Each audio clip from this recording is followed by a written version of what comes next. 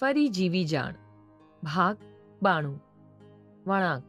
આકર્ષક અને આત્મવિશ્વાસભર્યું વ્યક્તિત્વ ધરાવતી એક વ્યક્તિ કાર્તિક સાથે મીટિંગ રૂમમાંથી બહાર આવી. ઓકે, સો કોફી? મિસ આપ્ટે કાર્તિકને પૂછ્યું.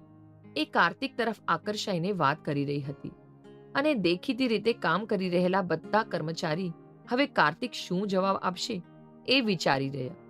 શ્યોર, વાય નોટ, કાર્તિકે કહ્યું અને તે મિસ આપ્ટે અને તેના આસિસ્ટન્ટ સાથે જતો રહ્યો. હું આવું છું કાલે નૈના, બીજી વાતો ત્યારે કરીએ. નંદિનીએ બીજા 2 ડોક્યુમેન્ટ સાઇન કરતા કહ્યું અને પેનનું ઢાંકણું બંધ કરી તેણીએ કોફી મોં પર માંડી અને નૈના નંદિનીમાં એક અલગ બદલાવ જોઈ રહી. લાગે છે કે તમારી જિંદગીએ અલગ જ વળાંક લીધો છે. નૈનાએ કામ સિવાયની વાત માંડી.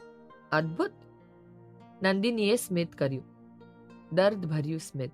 વિચારી પણ ન શકાય તેવો વળાંક. પણ દુઃખ એ વાતનો છે મને કે હું હજી એ વળાંક પર જ છું. જ્યારે નંદિની અટકી અને તેણે વાક્ય પૂરું ના કર્યું. તો તમારે એ વળાંક પર કોની સાથે રહેવું હતું? નૈના કોફીના ઘૂંટ સાથે પૂછી રહી. હવે કોઈના હોવાથી કે ન હોવાથી શું બદલી જવાનું? નંદિનીએ બાબત પર સાવ નીરસ બનતા કહ્યું. બદલે કંઈ નહીં મેમ, પણ હા, સહેલું જરૂર બની જાય. જો દુઃખ ભર્યા વળાંક પર કોઈ સાથે હોય તો સથવારો રહે, હિંમત રહે. નૈના જાણે પોતાની અનુભૂતિ કહી રહી. પણ એ જ નથી રહેવા માંગતો. હું તો ત્યાં ને ત્યાં જ છું નૈના. નંદિનીએ અંદર રહેલું કંઈક પહેલી વખત કોઈક સાથે બાંટ્યું કે નૈના નંદિનીને જોઈ રહી અને તે નંદિનીને સમજતી હતી. તે પરથી તે નંદિનીને પૂછી રહી. જ્યાં સુધી હું તમને જાણું છું ત્યાં સુધી તમે જ કંઈક એવી માંગ મૂકી હશે કે તેમને જવું પડ્યું અને તેમને પોતાનો વળાંક બદલવો પડ્યો હશે. નંદિનીથી હસાઈ ગયું. કપ ટેબલ પર મૂક્યો અને નંદિની ફરી હસી રહી. તેણીનું એ હાસ્ય જોઈને નૈના હવે વિશ્વાસ સાથે કહી રહી. મેં કહ્યું તે સાચું છે તો? બિલકુલ, 100%.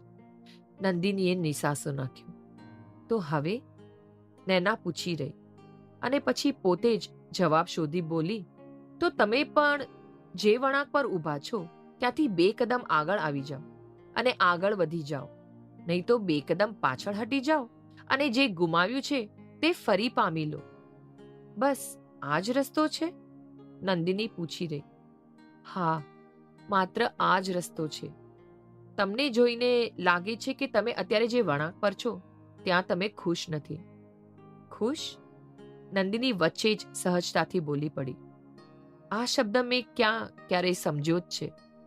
તો સમજો, માત્ર એકવાર અનુભવો.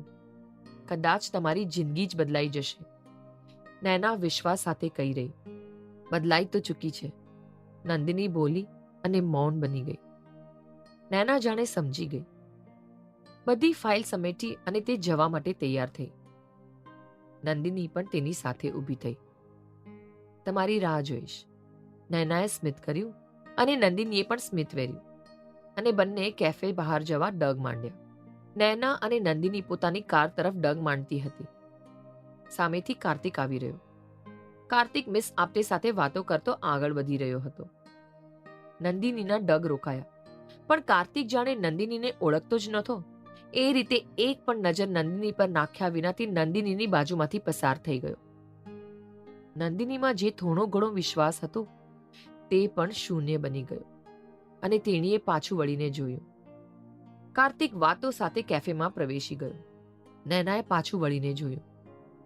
નંદિનીને સ્થિર બનેલી જોઈને નૈના પૂછી રહી. મેમ, ડુ યુ નો હિમ? હા. નંદિનીની નજર હજી કેફે પર જ હતી અને તે કહી રહી.